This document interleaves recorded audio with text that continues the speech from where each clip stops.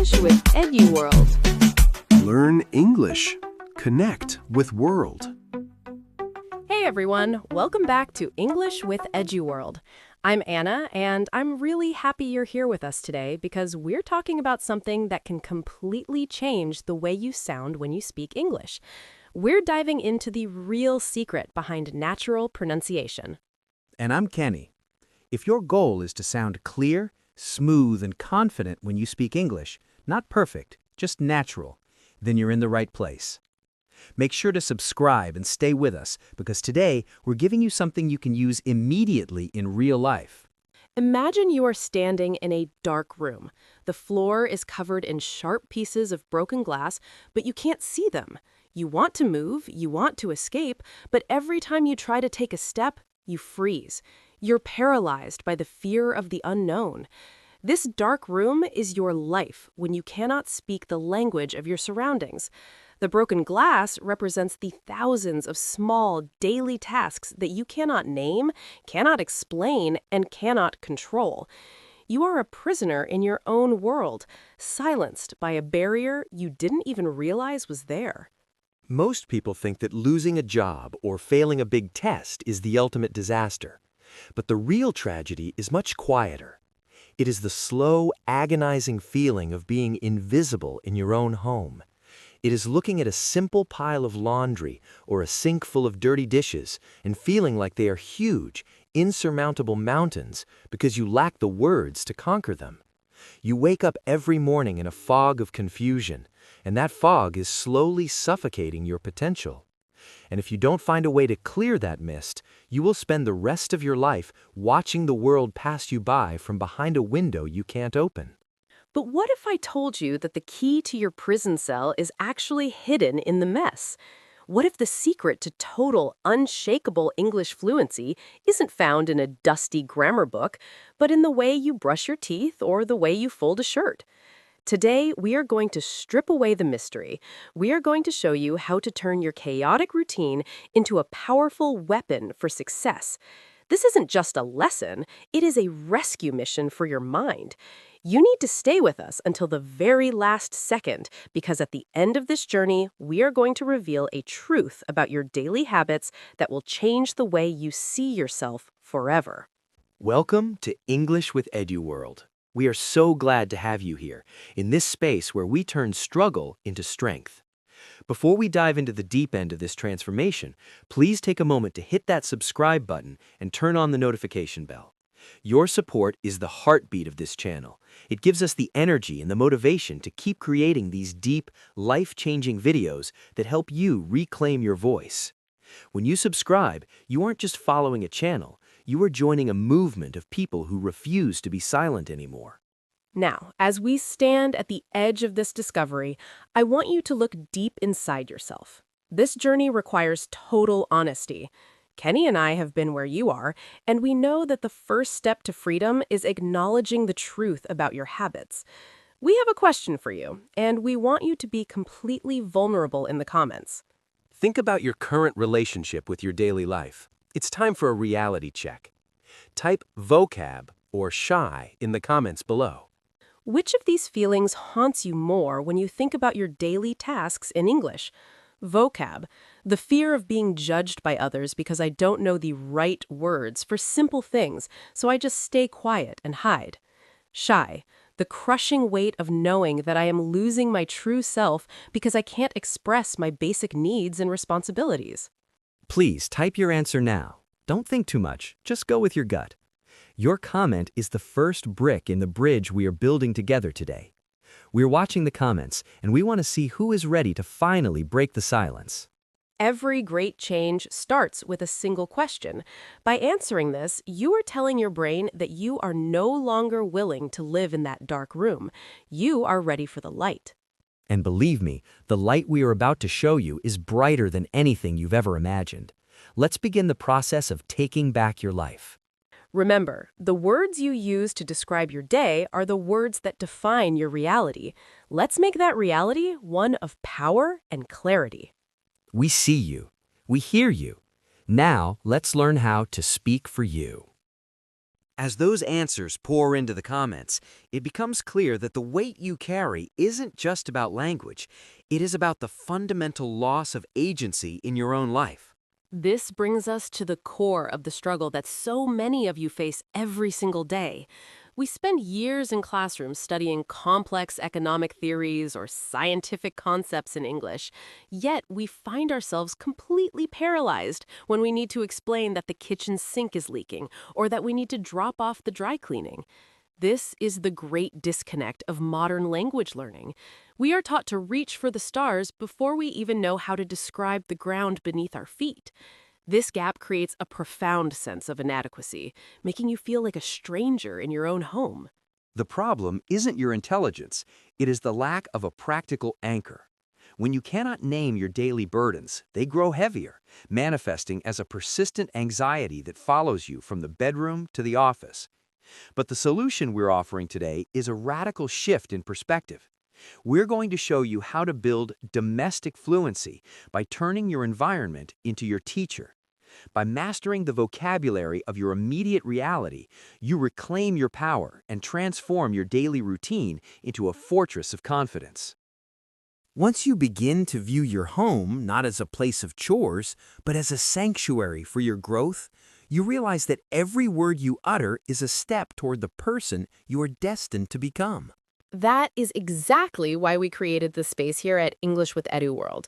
I am Anna, and I have spent my life's work helping people realize that their voice is their most sacred possession, especially when they are navigating a world that feels foreign. I have seen the light return to the eyes of students who finally learned how to claim their space, starting with nothing more than the simple phrases of their morning routine. Beside me is Kenny, a man who has mastered the art of high-level communication, but never forgets that true power begins with the discipline of the small things. We are more than just teachers. We are your companions on this road to self-mastery. We want to know who is walking this path with us today, because your presence gives this community its soul. Stop for a moment and look at your hands. What is one task you performed with those hands today that you wish you could describe perfectly in English? Whether it was brewing a complex cup of coffee or soothing a crying child, tell us in the comments.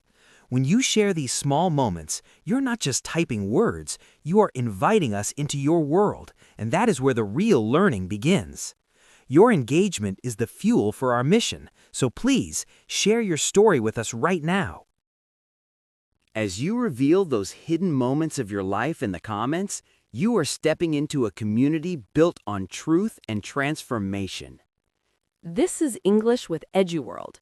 Here, we don't just teach you how to speak, we empower you to own your story, one daily task at a time. To own your story, you must first learn to speak the language of the ground you stand on, moving from the abstract dreams of the future into the concrete reality of your very first waking moment. It all begins the second your eyes open and the world rushes back into your consciousness. For so many of us, the morning is a battlefield of anxiety, a race against a clock that never seems to slow down.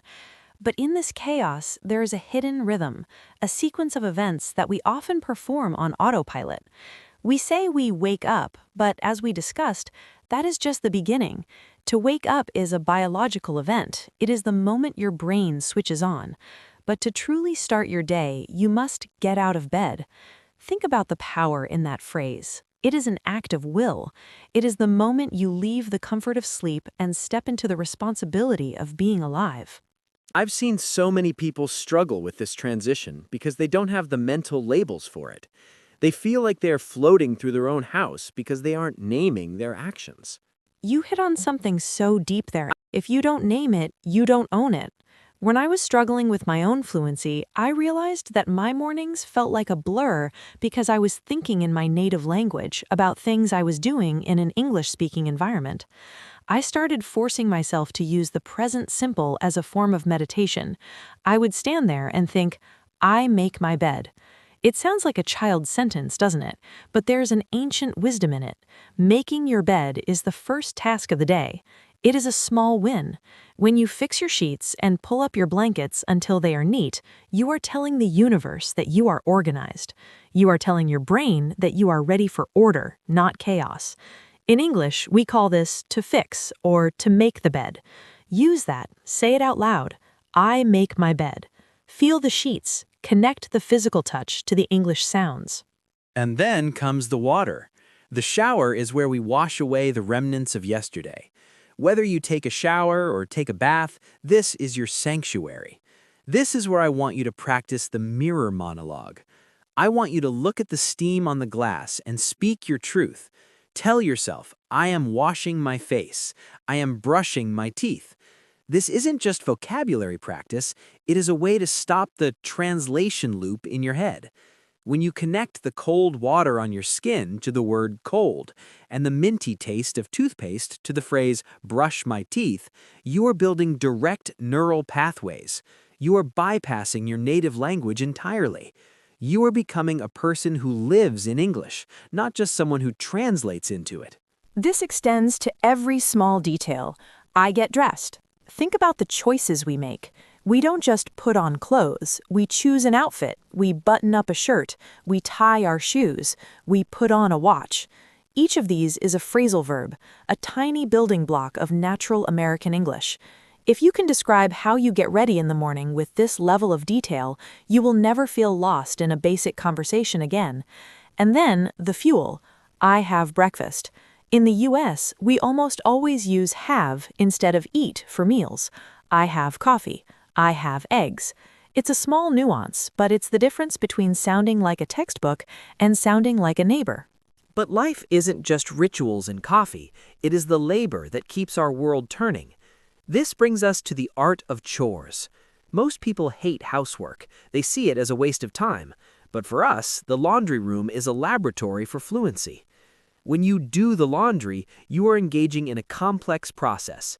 You sort the clothes into lights and darks, you load the washing machine, you add the detergent.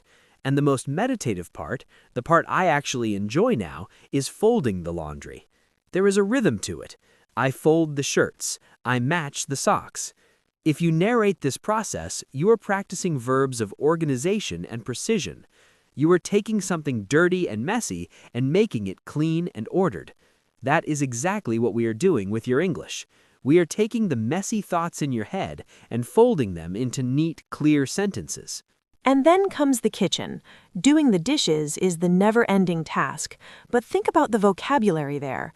You scrub a pot, you rinse a plate, you dry a glass, you put away the groceries. These are the verbs of survival. If you can't say these things, how can you expect to feel comfortable living in an English-speaking country? These chores are your English fitness. You don't need a gym membership for your brain. You just need a sink full of dishes and the courage to describe what you are doing. I am taking out the trash. It's a simple action, but it represents removing the old to make room for the new. This mindset must follow you into your professional life. This is where the pressure usually breaks people. We move from the home to the office, and suddenly the stakes feel higher. But the mechanism is the same. Work is just a series of tasks and responsibilities. You answer emails, you attend meetings, you make phone calls. You've spent so much time in corporate environments. How do you use English to stay calm when the to-do list is a mile long? I use the language of obligation to prioritize. We have to understand the difference between have to, need to, and should. This is where your power lies. I say to myself, I have to finish this report by 5 p.m. That is a hard deadline. It is an external pressure. Then I say, I need to call my client. That is a personal requirement for success. And finally, I should check my messages. That is a recommendation, but it can wait. When you use these phrases correctly, you aren't just practicing grammar, you are practicing emotional management. You are using English to organize your stress. You aren't just busy, you are prioritizing. Let me tell you about a day I had last Tuesday. It was what I call a crisis of the mundane. I woke up late because I forgot to set my alarm. I rushed out of bed. I didn't even have time to make my bed. I felt the chaos immediately. I had to drop off my daughter at school, but the car was out of gas. I had to fill up the tank while checking my watch every 10 seconds. When I got to work, I had 50 emails waiting for me. I had to attend a 3-hour meeting that could have been an email. I felt like I was drowning. But in the middle of that stress, I started narrating. I am answering the first email. Now I'm answering the second. I am completing this task. By using the present continuous to describe my actions in the moment, I forced my brain to stay in the present. I stopped worrying about the 50 emails and focused on the one email I was writing. That is the one-at-a-time philosophy. It's how you climb a mountain, and it's how you learn a language. You don't learn English, you learn this sentence, and then the next, and then the next. Think about your errands. These are the small missions we go on outside the house. I go grocery shopping. I go to the bank to deposit a check. I picked up a package. Each of these is an opportunity to interact with the world. When you run errands, you are a character in a story. You are the protagonist of your own life, moving through the city, accomplishing goals. If you see yourself this way, the vocabulary stops being a list and starts being a script. And finally, we return home, the evening. I cook dinner, or I make dinner. This is where we prepare for tomorrow. We set out our clothes, we pack a lunch, we get ready for bed. This final ritual, washing your face, putting on pajamas, is the closing of the circle. When you can describe your evening routine, you are giving yourself permission to rest. You have named your day. You have accounted for your time. You have transformed the invisible work of life into visible progress in your language. We want you to realize that there is no boring vocabulary. There are only boring ways of looking at it. Vacuuming the floor is an act of care for your environment. Answering an email is an act of connection. Making a phone call is an act of courage. When you change the way you label your life, you change the way you feel about your life. We've given you a lot of tools today. We've given you the verbs of the morning, the nouns of the kitchen, and the modal verbs of the office. But these tools only work if you pick them up. I want you to stop and think right now. What is the one task you do every single day that you have been ignoring? Maybe it's watering the plants or walking the dog. I want you to name that task in your head right now. Say it 3 times. Connect it to the action. Because if you can name the smallest parts of your day, you can eventually name the biggest dreams of your life. The bridge is built one chore at a time. The mountain is climbed one step at a time. And your fluency is built one daily task at a time. Do not underestimate the power of the simple. It is the foundation of everything that is great. We're moving from the how into the why and the what if. Stay with us because we are about to look at the cost of staying silent and the incredible freedom that comes when you finally decide to speak. Once you have the names for these small actions, you must confront the brutal truth of what it costs you to keep them locked inside. Because knowledge without urgency is just a wasted dream. Let's talk about the shadow that follows you when you refuse to speak. If you continue to walk through your life in silence, refusing to name your world, you are choosing to live as a ghost in your own home. Imagine yourself 5 years from now, still standing in that same kitchen, still looking at that same pile of laundry, and still feeling that same paralyzing knot in your stomach because you cannot describe your reality. The pain of that stagnation is far worse than any grammar mistake you could ever make. It is the slow, agonizing death of your confidence. Every time you have a problem at work but stay silent because you don't have the right words, you are giving away a piece of your future. You are telling the world that your ideas don't matter, that your voice doesn't count, and that you are content to stay small. That silence is a heavy, suffocating blanket that will eventually bury the person you were meant to be. If you don't act now, you are essentially agreeing to be a bystander in your own story, watching as others who were brave enough to speak poorly take the opportunities that should have belonged to you. That is the pain of the status quo, but I want you to feel the pleasure of the alternative. Imagine the morning you wake up and your first thought is in English. You look at your bed and you don't just see messy sheets, you see a win waiting to happen. You say, I'm going to make my bed, and you feel a surge of power because you own that action. Imagine walking into a supermarket in a foreign country and navigating the aisles with a smile because you know exactly how to ask for what you need. You aren't just grocery shopping, you are participating in a global culture. Think about the pride that will swell in your chest when you finish a complex project at work and can clearly explain your process to your colleagues. In that moment, you aren't a language learner anymore. You are a professional, a leader, and a master of your craft. That freedom is the sung, the pure, unadulterated joy of fluency. It is the feeling of a heavy weight being lifted off your shoulders. When you can describe your daily tasks, the world stops being a scary, chaotic place and starts being a playground for your mind. You can travel anywhere, talk to anyone, and handle any crisis with grace because you have the linguistic tools to manage your environment. You become the architect of your own happiness. You can look at a long to-do list and instead of feeling dread, you feel excitement because each task is a chance to prove to yourself that you are in control.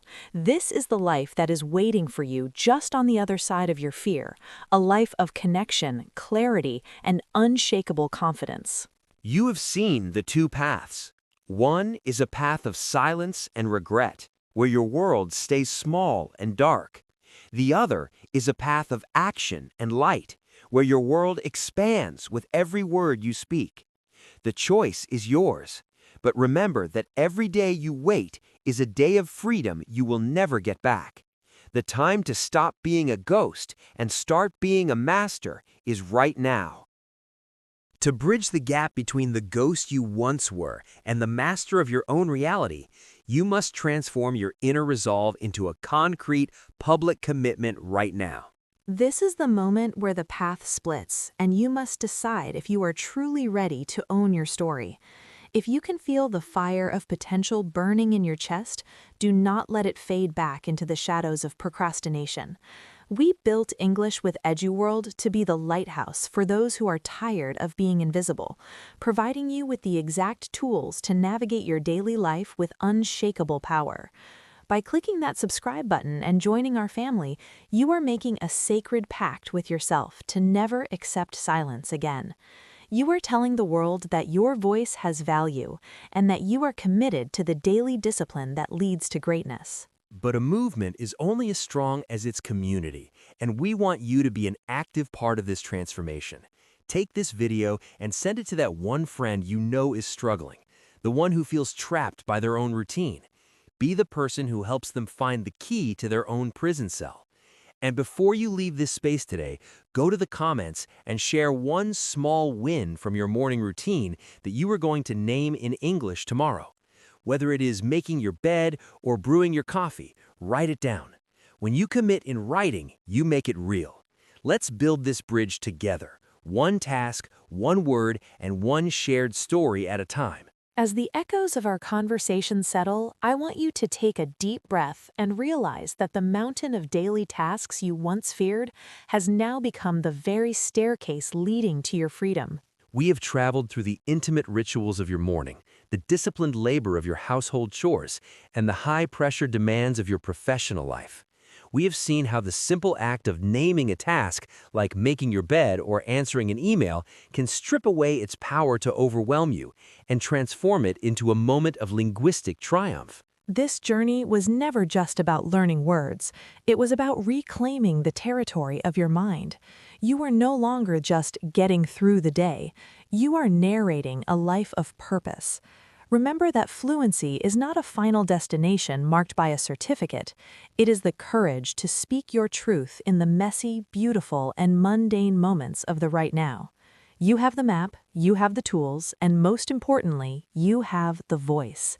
The silence is over. The profound lesson we leave you with is this: the quality of your life is determined by the quality of the labels you give it. If you see a chore as a burden, it will exhaust you. If you see it as English fitness, it will empower you. To apply this today, pick just one task, the one you dislike the most, and narrate it out loud in English as you do it. By doing this, you turn a moment of dread into a moment of growth. Before we say goodbye, we want to hear from you to inspire the rest of the English with EduWorld community.